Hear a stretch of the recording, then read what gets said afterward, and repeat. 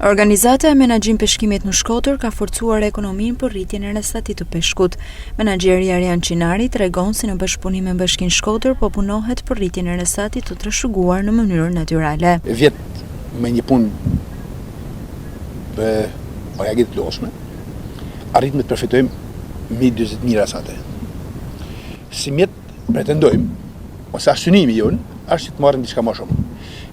Gjatë bisedimeve që kena dhe me Bashkinë, me sa di unë, është përcaktuar dhe një vend që do të kenë një ekonomi të mirë fillt për rritjen e rrethatit.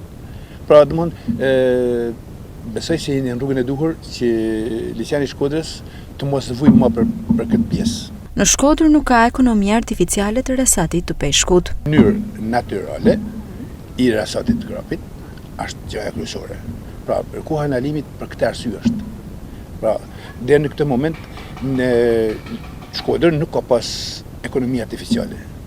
A kanë thjesht një ekonomi që është kriju nga vetë organizata e Menaxhimit Peshkimit me donatorë të ndryshëm, duke kryer punë ndoshta edhe më tash. Por kena një bagazh, kena një përvojë që e kena fituar dhe kena mundësi që këtë përvojë ta zgjanojmë përmes bashkëpunimeve të ndryshme, si me donatorë, si me Bashkinë e Shkodrës, si me çdo lloj subjektit që interesohet që na të tjera sa më mirë edhe të t'i afrojmë sa më shumë. Deri në 31 maj nuk do të lejohet asnjë lloj gjuetie përveç gjuetisë me grepa të peshkut të ngjallës, ndërsa Çinari shpjegoi edhe arsyen pse ky proces kryhet në këtë periudhë. Sa i takon gjuetisë së paligjshme, Çinari bën thirrje se çdo person që do shkel ligjin do të përballet me të.